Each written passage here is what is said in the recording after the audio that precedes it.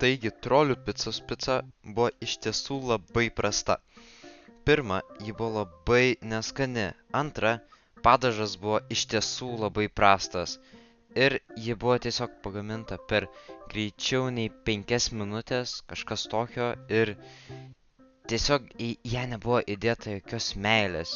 Nebuvo jokio nuoširdaus darbo, tiesiog sumesta ant paplotėlio ar netgi tiesiog galimai pašildyta mikrobangų krosnelėje. Nežinau, bet kokybė buvo iš tiesų prasta, mėsa buvo baisiai neskani ir pica smirdėjo kačių maistu. Tai nežinau, kaip jie tą picą gamina, bet iš tiesų labai neskaniai.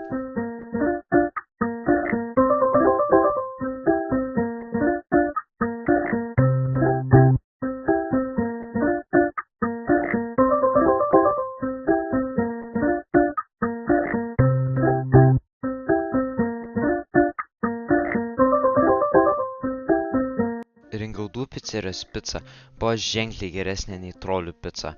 Na, kadangi picerija yra labai populiari, picos reikėjo laukti daugiau nei valandą. Ar reikėjo laukti tą valandą? Na, nežinau. Ta pica nebuvo kažkokia labai įspūdinga.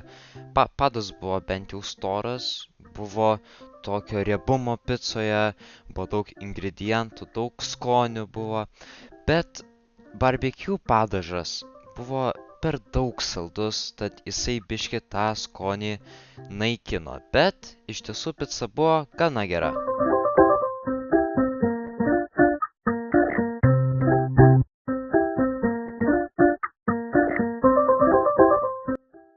Edvino picą gamino Edvinas. Jisai namuose pasigamino tešlą, turi savo slaptąjį padažą, bet vis tiek ingredientai tokie kaip sūris ar mėsa vis tiek yra perkami iš parduotuvių. Ir Edvinas pats turi savo, kaip sakoma, picų krosnį, tad picos tikrai gaunasi labai skanios.